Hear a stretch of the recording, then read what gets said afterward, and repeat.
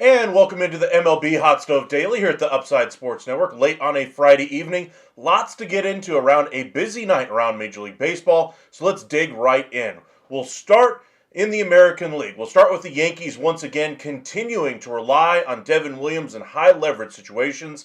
They had used a couple of their high leverage guys beforehand, Doval and Weaver beforehand, and ultimately went to extras tied. So they call upon Devin Williams once again, and what does he promptly do? He gives up 3 runs in that frame. So Devin Williams just really seems to be struggling right now. 3 different schools of thought here. One, you stick with him, hopefully he comes out of it. Obviously, that theory hasn't worked so far. Option number 2, you sit him down for a week, not let him throw it all, just let his head get right, and just let him kind of sit back and enjoy his time in the bullpen while not facing any hitters, just trying to get his mind right to getting throwing the ball effectively, trying to hit his spots, work on his arm slot, work on his the sequencing of his pitches, any number of things that he could be working on during that period of time, but you just allow him to take a break from actually playing on the field. Obviously, they chose not to do that one. They chose here instead to just throw him in the high leverage situations here. The last option I'm more in favor of is just taking him out of the high leverage situation entirely and putting him in games where you're losing by 3 or 4 runs and just saying, hey, go out there and work on your stuff. Build some confidence. If you give up 5 runs this inning, I don't really care, but we're going to need you in the postseason, and Devin Williams, you're going to have to get a little bit better. But here, this was not the spot for me.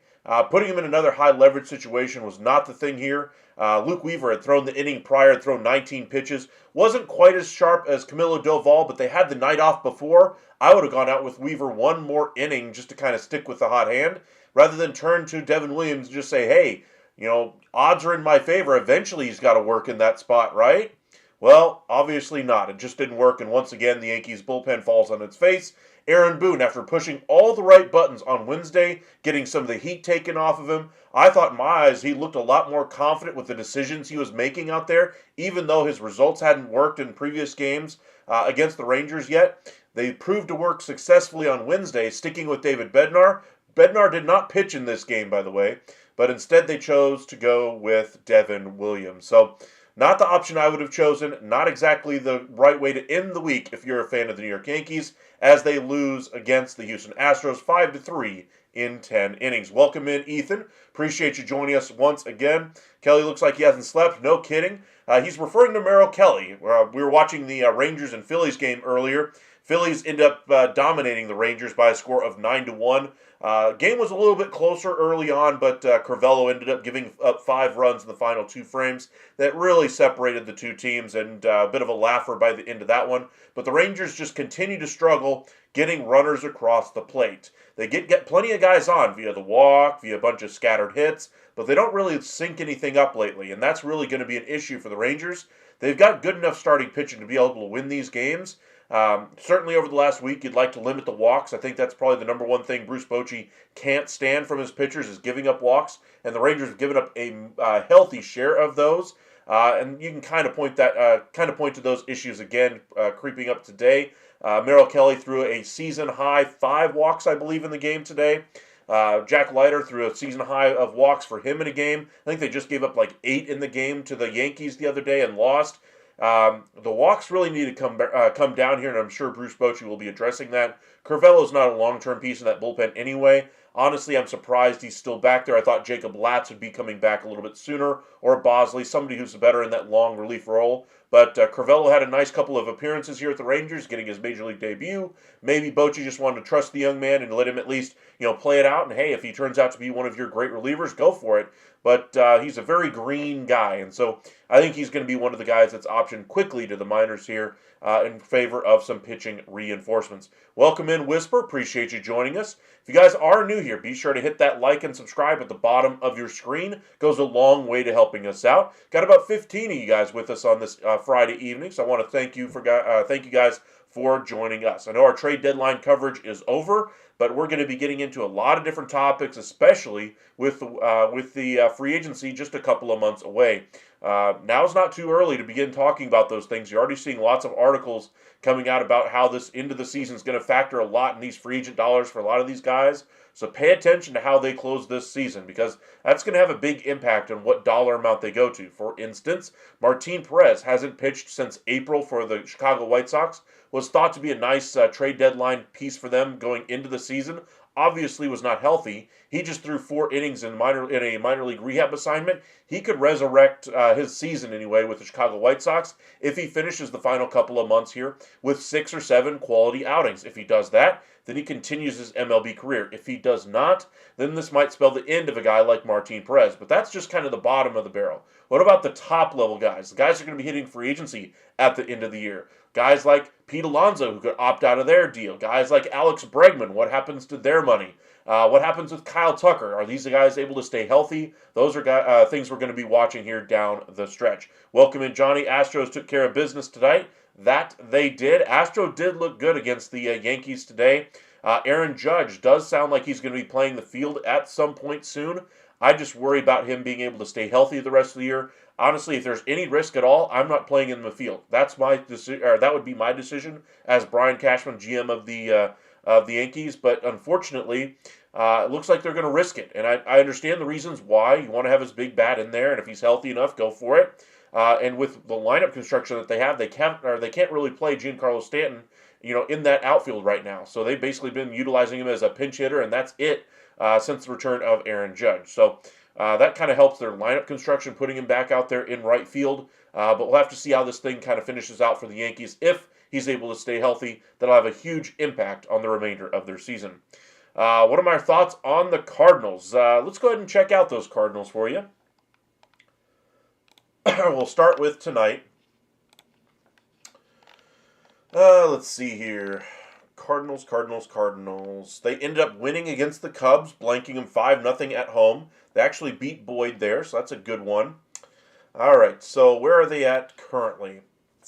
Currently, they're 4.5 games out of the wild card. Do I think they get into the wild card? No. I think all 6 of the teams that are currently in the wild card picture for the National League are going to be the 6 teams that we ultimately have. And yes, I understand the Mets are playing absolutely terrible baseball right now. Padres look great right now. Cubs, up and down here. But for the Cardinals, they sold at the deadline, and that's not the reason why I'm making this decision. It's more of the talent that they have there to work with. They're a free agency away from being able to compete in that division again. I still think they're a good team, a lot of good young pieces on that roster. But from the outset of this season, we knew it was going to be a retooling season, figuring out which pieces fit long term, which ones don't. And I think for them, just sticking to the course has got to be the priority for them. That's why they trade away Helsley at the deadline, recoup some assets, those kinds of things. There's no way they were going to be able to afford him anyway in free agency, and so they let him move on. So for the Cardinals, I think they just have to keep sticking with the plan right now and not go ahead and invest. Or they made the right decision anyway at the trade deadline, trading away guys, but they should have gone a little further with Nolan Arenado and just see if somebody would take on that contract, any portion of it, at this point. Yeah, I agree. I don't see the Cardinals making the wild card. I'm all in for a rebuild. Well, I don't think you're going to have to worry about a rebuild. The Cardinals don't go through rebuilds. They've been famously, rebuild averse basically for the last 40 years essentially.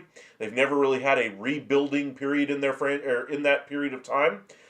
This is kind of a weird year for them. It's one of the few times that they kind of acknowledged before the season that this year was not likely to be their year to win the World Series. And so they were going to see what they had in their young guys and see which pieces were going to fit. And I think they just need to stick to it. Once we get to the winter meetings, once we get to the free agency, I think that's really going to open the doors for them primarily in that starting rotation. Do they go ahead and add another starter? Are they able to find somebody to take on the contract of Sonny Gray? Same thing for Nolan Arenado. Those are the questions around the Cardinals there. Ethan, DeGrom is so ticked with his last 2 starts. I believe tomorrow he'll be amazing in a Rangers win.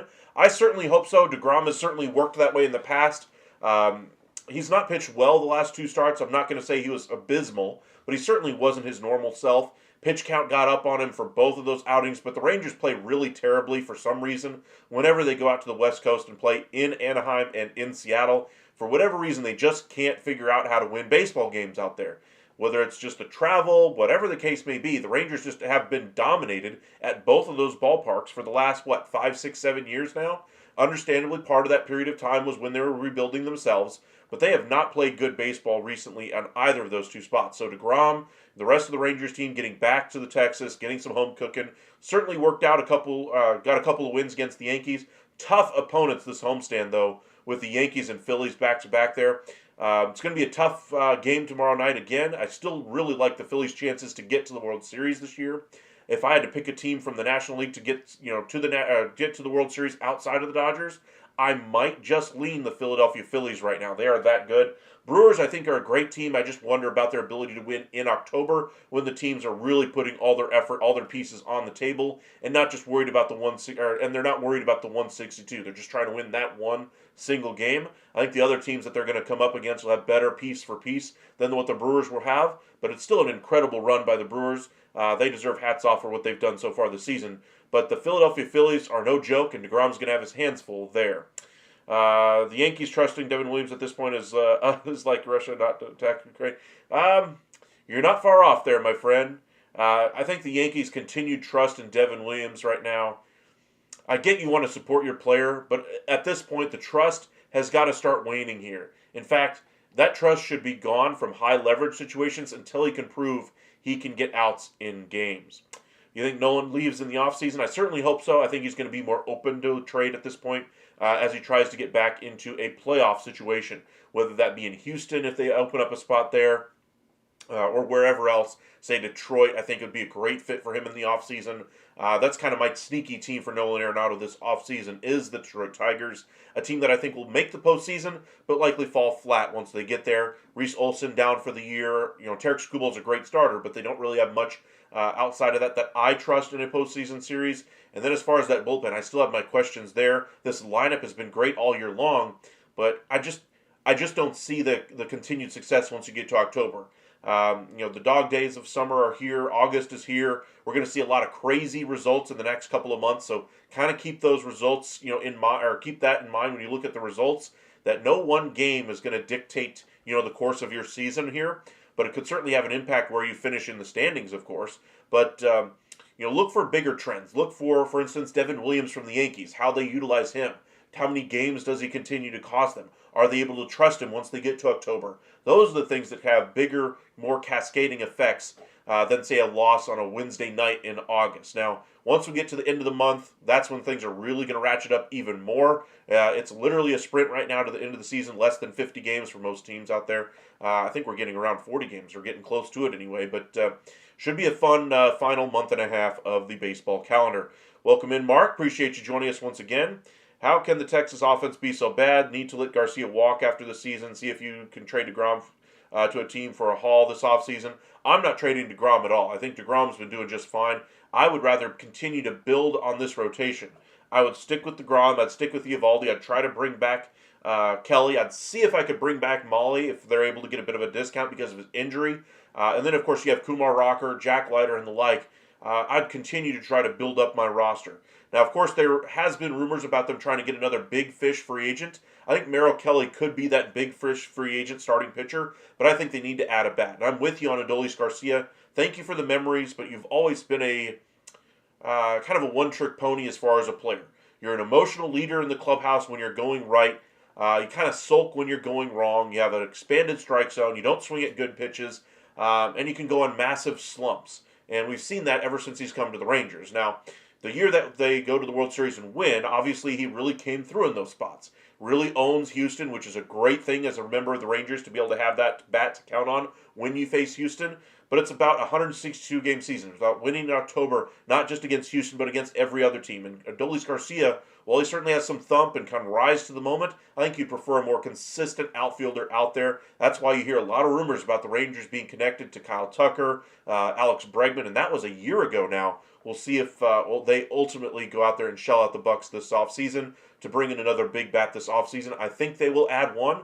The question is, how much do they shell out? How much does the contract of Jock Peterson keep them from, going too high here? Do they try to stay underneath the tax? Do they bring back Kelly? Do they go for an even bigger starter this offseason? Lots to get into this offseason, but those are some of the headlines I will be watching as the season winds down. But I do agree there. Garcia probably does need to go. Lumo, welcome in. First time I think I've seen you in here. Be sure to hit that like and subscribe if you haven't done so already. Do you think the Mariners can catch the Astros? Actually, I do. I think the Mariners are playing that strong a baseball right now. Astros, I have my questions about their starting rotation. I have my questions about their middle relief. I have their questions about them facing each other. The Astros have some issues facing the Mariners in those late innings, specifically Abreu, their eighth inning guy. If the game is 3-2 in the eighth inning and you've got Cal Raleigh versus Abreu, I have my questions about the ability of the Astros to be able to get out of that inning without allowing a run to score and getting the game tied. I think the Mariners just are a really good matchup for the Astros whenever they play head-to-head. Now, of course, will they be able to win enough games to be able to take over the top spot in the AL West? That remains to be seen. I think the offensive upgrades the Astros made were absolutely necessary. They're getting tons of reinforcements as well on this roster, but I think the biggest piece for them is going to be Yordan Alvarez. If they don't get a meaningful impact from Yordan Alvarez down the stretch here, I agree. I think the Mariners could overtake the Astros by the end of the season. Mark, try to get that farm system loaded. I would say for the offseason, I do think they could try to add a couple of pieces from a couple of smaller deals, but I don't think they're going to continually just overhaul the entire farm system by bringing in a bunch of outside talent. I get the thought process of losing a game 9-1, and you want to jump to a conclusion. I'm not saying that's what you're doing. I'm just getting the knee-jerk reactions is what a lot of fan bases go through with a lot of these, really tough games that they face. And the next game they have a walk-off thriller, and you're like, oh yeah, we're right back in it. I agree that the money is a little egregious that they are spending on some of these guys, but that's what the cost of doing business was. That was the cost of being a legitimate contender in 2023. You would have gladly signed that contract right now if you did not have a World Series ring already to be able to have the opportunity to get there. Now, of course, you'd love to get more performance out of DeGrom, but the impetus of signing DeGrom allowed them to continue to push the pedal down and bring in Nathan Eovaldi. Chris Young continuing to double and triple up on more starting pitching. We saw that at the trade deadline in 23 with Montgomery and Scherzer and Stratton, who was able to pitch in the starting rotation and out of the bullpen. That was a key part of the Rangers' return in that trade with the St. Louis Cardinals, even after bringing in Max Scherzer. You look at this season, they got a lot of great starting pitchers. Two guys are ultimately going to start the season on the shelf, John Gray and Bradford, of course. Bradford's out for the remainder of the year. So what do? They bring in Patrick Corbin and continue to add to their starting pitching. At the trade deadline, they weren't able to bring in the top-level closer, so what did? Added more started pitching. And in a time when not a lot of teams really added starting pitching, they really kind of zigged when everybody else zagged. So, we'll see if that kind of strategy works out for them to win in October this year. But for the Rangers long term, I think they'll still try to prioritize starting pitching, but they do need to add a bat. But I don't think they're going to be tearing it apart, down to the studs like DeGrom, etc., going out of town. Posted a video earlier today about Nathan Eovaldi and the possibility of him winning the American League Cy Young. Almost 3,000 of you guys already have watched that video. Really do appreciate you guys checking that one out if you haven't done so already. It's up on the page if you want to check it out. Posted a couple other videos about Devin Williams and so forth with the Yankees situation as well. Lots to get into around that team going on right now. But for Nathan Eovaldi, he should be the front runner right now for the American League Cy Young Award. And I get Skubal's been great, but he's almost a full run better than Tarek Skubal right now. That's how good Nathan Eovaldi is pitching. He will have the volume by the end of the year as long as he stays healthy. Big caveat, of course. But should he be able to do that, make, say, 6 starts, 5, 6, 7 starts, I think Nathan Eovaldi should absolutely be the American League Cy Young Award one way or another. Tough one for the Rangers tonight. Absolutely, Mawani. I absolutely agree there. The offense just continues to struggle to knock in runners when they're in scoring position. Marcus Semien is starting to get back to his old ways that we saw at the beginning of the season. This is the dog days of August, so maybe it's just part of that. But they just aren't having a lot of guys on hot streaks right now. And they're trying to win a lot of games, 3-2, 2-1. That's kind of what we saw in the first couple of months of the year. The offense has certainly cooled off a little bit here with the trip out to the West Coast and the subsequent return to Arlington against 2 tough opponents in the Yankees and the Phillies. Maybe you could just chalk it up to the West Coast and the good pitchers of Philadelphia and the Yankees. But I think it's a little bit more than that. I think it's the offense continuing to do the same things we saw in the first half that really cost them a chance to get into the wild card picture. They were right there going into the wild card picture over the last week or so, and they've not exactly played great, but they've had some tough opponents, and we'll see if they can pull it out here over the weekend against the Phillies. Should be a good one tomorrow. All right, just kind of check in on this wild card race. I just want to point out the Cleveland Guardians are now a half game behind the New York Yankees. Winners of 4 straight, 8-2 in their last 10. Guardians are really playing strong baseball. They sold a little bit here at the deadline, but ultimately they did not have the ability to trade away Emmanuel Clase with his suspension, etc., or his being suspended indefinitely because of the investigation into gambling and so forth. And so they decided to try to trade Stephen Kwan, but ultimately decided the offers weren't good enough, held on to him, and so far that decision has worked out quite well for that Guardians team. Yankees, if they continue to slide, could find themselves out of a playoff spot as soon as tomorrow. Mariners continuing to win. They're 2.5 up on the Yankees for that final wildcard spot. They're actually going to go to 3 games up here as well with their victory tonight. Red Sox continuing to roll. They finally lost a game, but they're right back on top today, winning 5-0 the last time I checked. So that's kind of your check-in on the AL wildcard race. Ethan, I do like Adolis batting 6th. I bet they got him back at 4 tomorrow, which is not smart. Possibly they were trying to go with a better, more hotter bat than Wyatt Langford. Let's just say it didn't go great. Adolis has been striking out a lot. I do like Adolis batting a little lower in the lineup, at least this year. Evan Carter's return is imminent. We'll see what they decide to do with him. Jake Berger taking over at first. I would guess Rowdy Tellez would be the guy that goes out of town. I would guess Luis Carvello is also going to be out of town tonight with Jacob Latz coming back as well. We'll go ahead and finish there, Milwaukee, on the Mets and their continued struggles. So the Mets right now, check on their game today anyway, just kind of update ourselves. They lose 3-2 against a very tough opponent in the Milwaukee Brewers. Senga ultimately unable to get a win for the Mets today. Now, Mets are still 10 games above 500. I still have no doubts about them making the October. I still have my doubts about their rotation once you get to October, if they'll be good enough in those spots. They made a lot of additions to that bullpen to kind of shorten the game a little bit to make it easier on those starters when it comes to October baseball. But I'd still have my questions about this Mets team because whatever it is, whether it be the bat's not coming through in certain spots, whether it be the rotation at times failing them, bullpen every now and again coughing it up, it just seems something needs to change there in that clubhouse. I'm not saying that there's a clubhouse issue. I just think they need to change up the mojo in there. Do what they do in what they did in Major League anyway. With the what are you sacrificing to try to get a win today? Those kinds of things. Not saying they need to go that far, but I'm saying try to shake things up a little bit. Get your head out of this losing streak that they're in and see if they can get back to their winning ways. Mets are still too good of a team, even with the flaws that I mentioned, to be as bad as they have been over the last couple of weeks. Brewers, meanwhile, just continue to keep on winning. What a nice return to the big leagues for Brendan Woodruff from injury. Didn't pitch at all didn't pitch at all anyway from injury last year, I believe. If he did, I think it was at the very beginning of the season. But either way, he's missed basically a full calendar year of baseball pitching, and ultimately he's been very good for this Brewers team so far, throwing to a 2.29 ERA so far, a 4-0 record. Welcome back, Brendan Woodruff. That's going to be an interesting guy to watch in free agency as well. Welcome in, Canetti. Appreciate you joining us. I was watching some of the other games while watching the Rangers. Yeah, I like doing that too. I like to watch a lot of MLB.TV over my weekend, but got the missus' birthday this weekend. We'll be posting a couple of videos. I won't be watching too much baseball tomorrow. Be spending it with the family and enjoying some time with the missus on her birthday. But if you want to wish her a happy birthday in the chat, that would always be nice. She always tries to watch whenever I'm on. But anyway, we'll be having our live again on Monday, so be sure to join us around 9:45 for that one. Cal Raleigh just hit a first ever Northern Lights home run in Seattle. Really? That's interesting. Blake Perkins threw guy out at home. Yes, that was a great throw, a game-saving throw by the Brewers center fielder anyway, and Perkins. Just a great throw all the way around. Just a lot of good baseball happening today. Lots to get into over the weekend. We'll unpack it on Monday. Be sure to join us for that one as well. But thank you guys for joining us this evening. Just kind of wrap it up here this evening, doing a little bit shorter one. Spend some time with the missus tonight since it is her birthday weekend, and just enjoy the weekend with her. And we'll be back at it on Monday. We're going to do a lot of deep dives into free agency coming up this offseason. We'll also check out with the Yankees if they're able to figure out their bullpen issues over the weekend as well.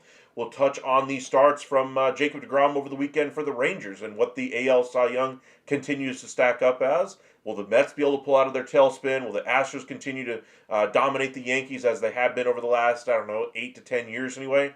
Lots to get into on Monday, so be sure to join us for that one. Thank you guys so much for all the support and checking out our videos today. Got 3,000 views on that video I dropped at about 5 o'clock. So, just an incredible response anyway to that video. Really do appreciate it, and we'll be back, like I said, on Monday at 9:45. Thank you guys. Stay safe out there, everybody. Y'all have a good weekend.